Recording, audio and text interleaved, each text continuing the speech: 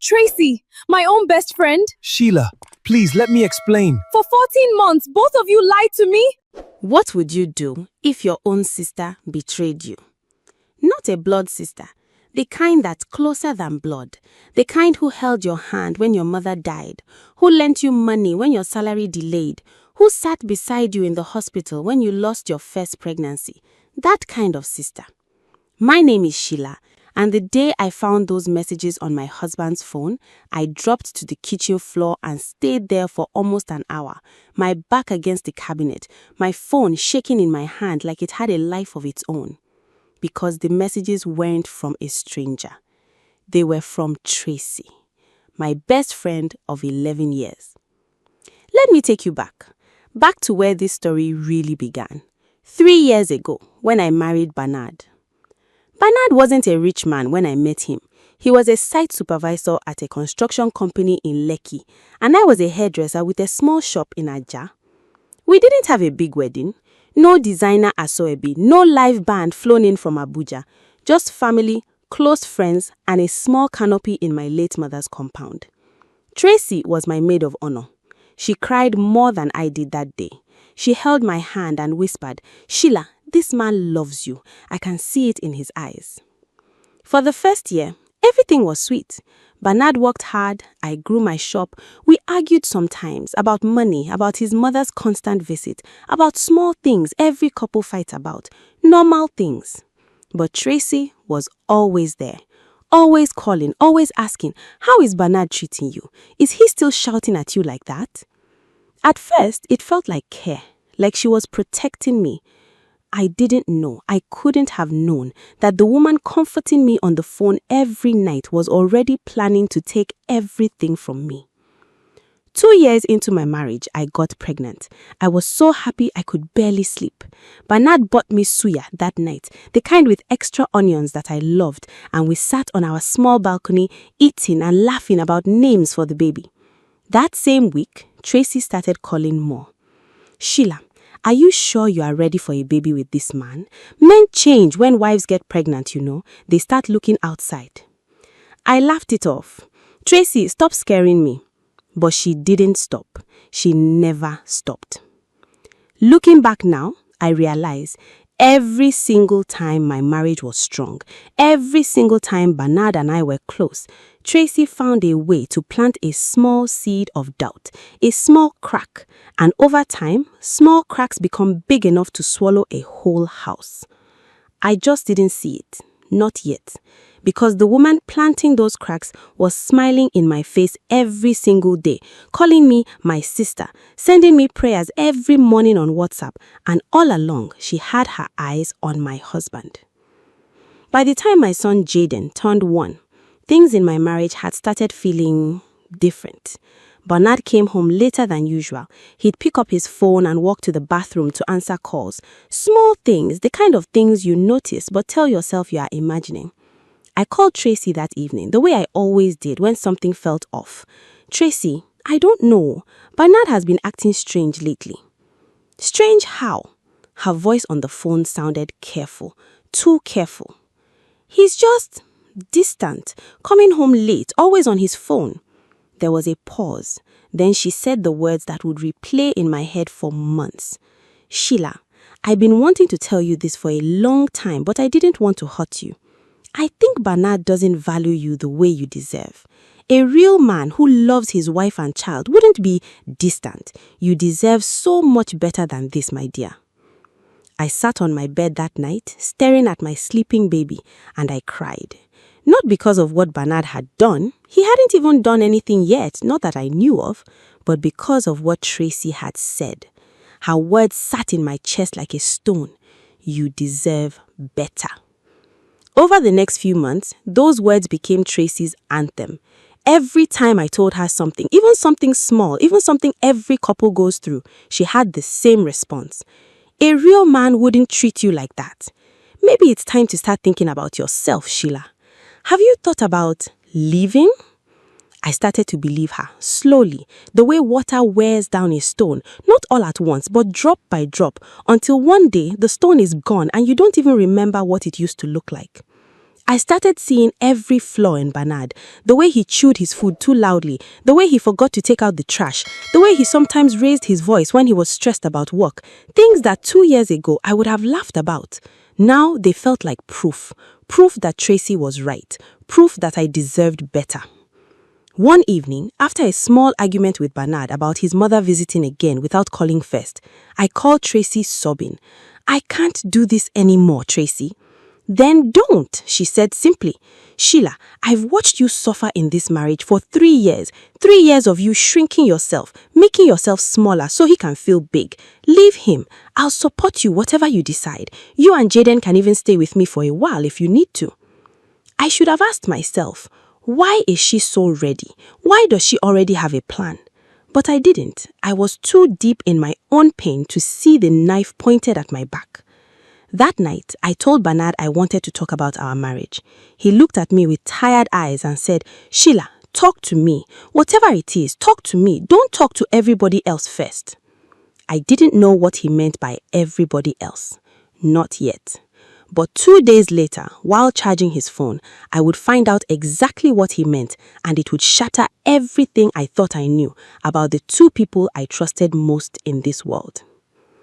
If you've ever had a friend whose advice always seemed to push you one direction, please hit that subscribe button right now, because what Sheila found next will leave you speechless.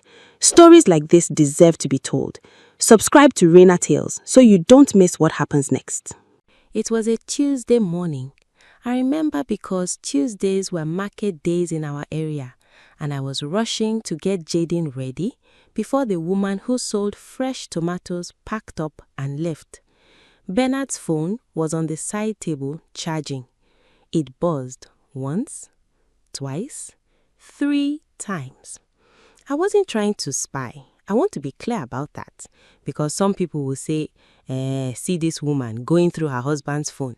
No, I picked it up because it kept buzzing, and I thought maybe it was his boss. Maybe it was something urgent about a site. The screen lit up, and there it was. A name I knew better than my own name. Tracy. Heart. The message preview said, "Did you tell her yet? We can't keep doing this, Bernard. I'm tired of hiding." My hands went cold. I stood there in my nightgown, Jaden's half-eaten cereal bowl in my other hand, and I felt the room tilt. I told myself, maybe it's not what I think. Maybe Tracy is just talking about something else. Maybe this means something innocent. I put down the cereal bowl. I picked up the phone properly. My fingers were shaking so badly, I almost dropped it. I opened the message thread. What I saw next, I will never forget for as long as I live. Months of messages, photos, voice notes, plans to meet at a hotel in Victoria Island while I thought Bernard was working late. A message from 3 weeks ago where Tracy wrote, "Sheila called me again, crying about you." I told her what she needed to hear. "Just be patient, baby. Once she leaves, the road is clear for us." The road is clear for us. I read that sentence maybe 20 times. Each time it felt like someone was pouring cold water down my spine. Every single advice, every "you deserve better," every "leave him," every late night phone call where she cried with me, prayed with me, told me she loved me like a sister. It was all a script, a performance, a long, patient, cruel performance designed to break my marriage so that she could walk into the space I left behind. I sat down on the floor of my bedroom. Jaden toddled over and put his small hand on my knee, looking up at me with confused eyes because Mommy was making a sound he had never heard before, a sound between a laugh and a scream. I scrolled further back. Further, to the very beginning. The first message was over a year ago, right around the time I got pregnant with Jaden. Tracy had written, "I've always loved your Bernard, even before Sheila. You know that, right?" Even before Sheila. My best friend of 11 years had loved my husband before I even married him. She stood beside me at my wedding crying, and I had thought those were tears of joy. They were tears of loss. I heard the front door open. Bernard was back from dropping something at the gate. I had maybe 30 seconds before he walked into the bedroom and saw what I was holding. My heart was pounding so hard I could hear it in my ears. What was I going to do? Confront him right now, screaming with Jaden in the room? Or wait and find out exactly how deep this betrayal really went before I burned everything to the ground? I heard his footsteps on the stairs. I had seconds to decide. I put the phone down, exactly where it had been, screen facing up, still on the message thread. But I didn't have time to think about that detail. My mind was somewhere else entirely. Bernard walked in humming, holding a bag of bread from the bakery down the road. "Sheila, I bought your favorite." He stopped. He saw my face, and then he saw the phone. I watched the color drain from his own face in real time. He knew. Immediately he knew. "Sheila, it's not what you think." I stood up slowly. Jaden was still holding on to my leg, and I gently picked him up because some part of me, even in that moment, wanted to protect him from whatever was about to happen in that room. "How long?" My voice came out so calm it scared even me. "Sheila, please, let's sit down and talk. How long, Bernard?" He flinched. Jaden started crying at the sound of my voice, and I had to fight every instinct in my body to keep from shaking apart completely. 14 months, he said quietly, his eyes on the floor. 14 months.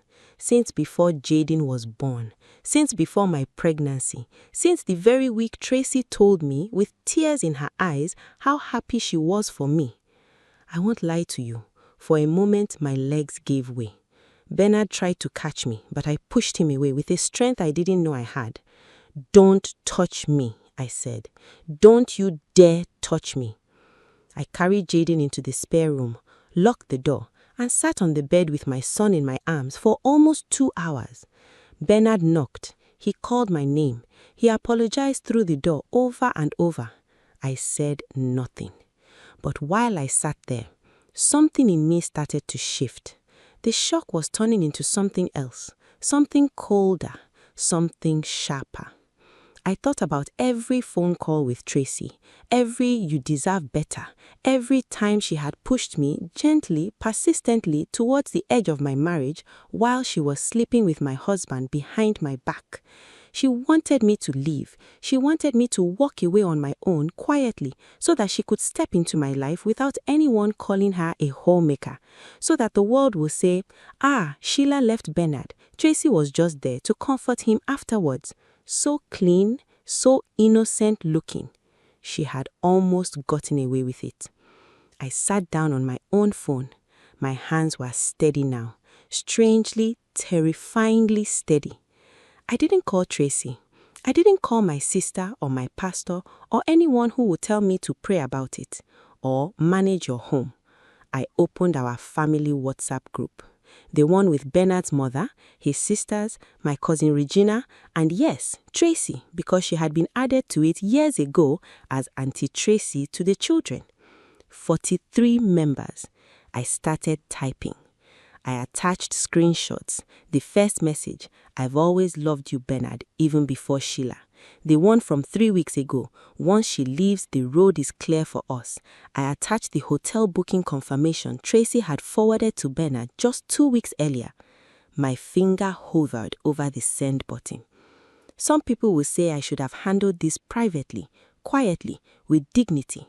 But Tracy had spent over a year quietly destroying my dignity, one phone call at a time, while sleeping behind my back. I pressed send. The messages went through. For almost 3 full minutes, I counted because I was staring at my phone, breathing hard. Nothing happened. No reply, no typing bubble, just silence. The kind of silence that feels louder than screaming. Then the group exploded. Bernard and their sister Nena was the first to respond. Wait, what is this? Tracy, is this true?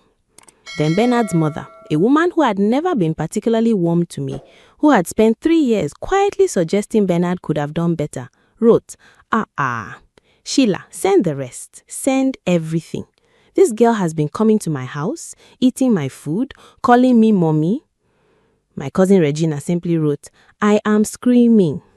And then finally, Tracy responded, Sheila, please, this is not what it looks like. Can we talk privately? Please remove this from the group, I'm begging you. I typed back, my hands no longer shaking at all. You had 11 years to talk to me privately, Tracy. 11 years. You chose to talk to my husband instead. Now, everyone can see exactly who you are. She tried calling me. I let it ring out. She called again and again. I turned my phone face down on the bed. By that evening, the story had left the family group entirely. Bernard's younger sister apparently had taken screenshots of the screenshots and sent them to a few of her own friends. And from there, it spread the way these things do in Lagos. By the next morning, Tracy's own younger sister called her, screaming, asking if it was true that she'd been chasing another woman's husband for over a year while pretending to be her friend. Tracy's life began to unravel in front of her, the same patient, careful way she had tried to unravel mine. Her job wasn't safe either. She worked as an account officer at a small finance company, and one of her colleagues had seen the screenshots and shared them in their own office group. Within days, she was being quietly spoken to by HR about conduct unbecoming, because 2 of the men in her office, it turned out, were married to women in that wider circle of forwarded screenshots, and the company didn't want the embarrassment. And Bernard was not spared either. His mother, the same woman who used to call me on the phone to complain about how I was running her son's house, turned on him with a fury I had never seen. You disgrace this family, she told him in front of me, in front of his sisters. 14 months with Sheila's own friend while she was carrying your child. For the first time in 3 years, I watched Bernard's mother defend me. But I want to be honest with you, watching Tracy's life fall apart didn't fix mine. It didn't undo 14 months. It didn't give me back the version of myself that used to trust easily, that used to believe a friend's concern was always pure. That night, after everyone had gone, after the group chat had finally gone quiet, I sat with Jaden asleep on my chest and I cried. Not for Tracy, and not even fully for Bernard. I cried for the woman I used to be, the one who didn't yet know how dark a smiling face could hide its intentions. But even in my grief, something inside me had changed. I was no longer the woman drowning in doubt that Tracy had spent a year creating. I was clear. For the first time in months, I was completely, painfully clear. And clarity I was about to learn is the first step toward rebuilding. 3 months passed. I didn't leave Bernard immediately, and I didn't stay either. Not in the way things used to be. I told him plainly, you will move out, not because I'm punishing you in front of people, but because I need silence to think. I cannot decide my future in the same house as the man who broke it. He moved into a small apartment near his site office. He paid for Jaden's need without me having to ask twice, something he had never been consistent about before, strangely enough, as if the public exposure had shaken something loose in him, some sense of accountability he'd never had to face before. Tracy, for her part, disappeared from our lives completely.